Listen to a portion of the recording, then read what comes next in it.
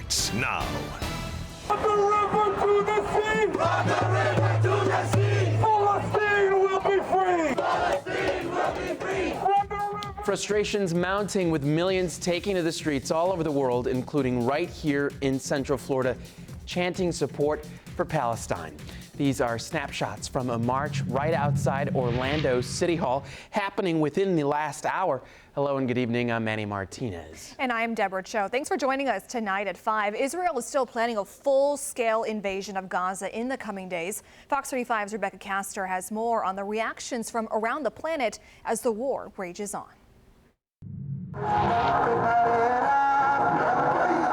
Large pro-Palestine rallies erupting across the Middle East and beyond Friday as Hamas calls for a day of rage. In Iraq, Afghanistan, and Greece, protesters burning Israeli flags. In Algeria, police in riot gear pushing back the crowd. Stateside pro-Palestine demonstrations continue in major U.S. cities. I'm here today because 75 years our children, our women get killed.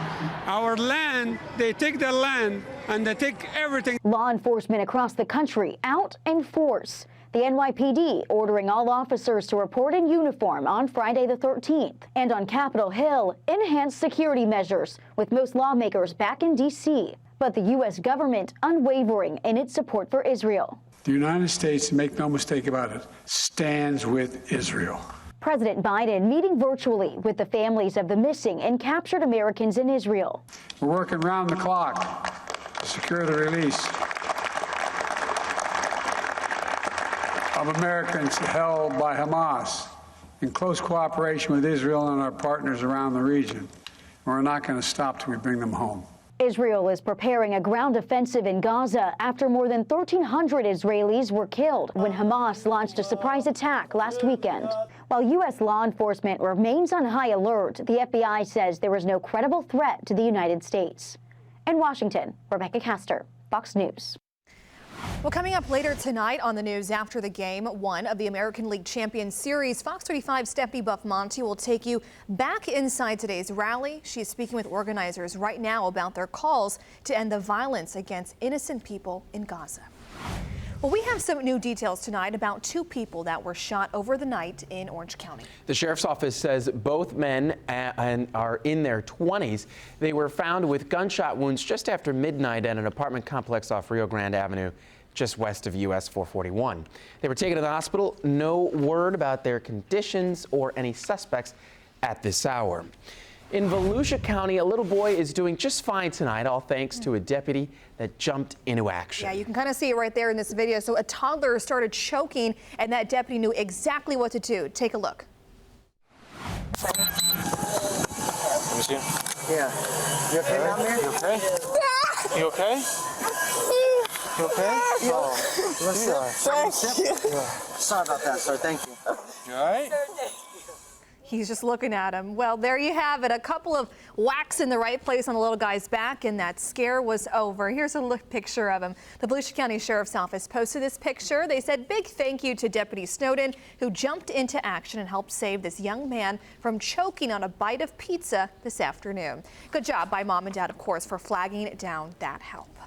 The ring of fire we've been talking about has come and gone. Did you see it? Okay, so I'm not going to lie. I definitely was taking a little snooze, a little nap before work. It was a good and I was time like, for it. It got a little darker. And I was like, oh, this must be the eclipse. This must be the ring of fire we were all talking about. Did you see it? No. Well, Sorry. At least you're honest. Fox 35's Matt Trezza got a great view from the watch party at the Orlando Science Center. The Sunshine State was a little dimmer today. Florida and much of the country got the chance to see a solar eclipse. At the Orlando Science Center, that was a reason to party. Right now, at this time, we have a little bit of bite taken out of the sun by the moon that's crossing in front. And little by little, we're going to lose about 65%. The Science Center hosted a special event to celebrate the eclipse with plenty of educational toys and games. The sun could go behind the moon and it could look like the moon can light up, which it's just a rock. We're just a rock floating in the middle of nothingness, and there's so much out there. In the U.S., only some western states saw a full eclipse this time. Still, it was an exciting celestial event. Take a look at the skies. The universe is there's always something to learn. Everything's always changing. Even though the moon blocked the sun's light for part of the afternoon, specialists warned it was still as dangerous as ever to look directly at the sun. You could only do it with special glasses. Really the only safe way to look directly at the sun, unless you have an observatory that has solar telescopes, or if you have those really expensive solar binoculars, you can also do that way. But they really need to have this like very, very strong solar filter on them. With crowds learning about science and astronomy today, parents hoped the eclipse party would inspire a new generation of young stargazers. Yeah, it gives them a sense of, hey, something that I enjoy doing, I will be able to do not only as a kid, but as an adult and continue to enjoy it. Well, if you happen to miss today's solar eclipse, don't worry, you'll get another chance in about 6 months' time when another partial solar eclipse is set to reach the Sunshine State on April 8th. In Orlando, Matt Trezza, Fox 35 News. You know, the eclipse a few years ago, that was a fun one. That was. I covered that one in the Midwest. Right. Beautiful. And that was right near where it was like almost full, right? I don't remember the term. I don't know where you're going, Manny. I don't remember the term. But anyway, a live look outside from our iDrive camera. It is a gorgeous day across the city. Beautiful. It was a whole eclipse, a full eclipse. There you go. That's what it was. Thank you to the producer in my ear. Thank you. Well, we also have some very nice weather on the way. Excuse me, with the big cool down, though, coming on Monday. That's right. Fox 35 Storm Team meteorologist Mike Linden joins us now. Mike, how long are we talking about that cool down? Well, it seems like it will stick around for a couple of days, but if you thought last weekend felt like fall and was really great, just wait until you see what is on the way. Here overlooking Daytona Beach in Volusia County, not a ton of beachgoers out there this afternoon, but nonetheless, still a very pretty day. Not a cloud in the sky. Maybe a few you just saw behind me there, but hey, just a couple, right?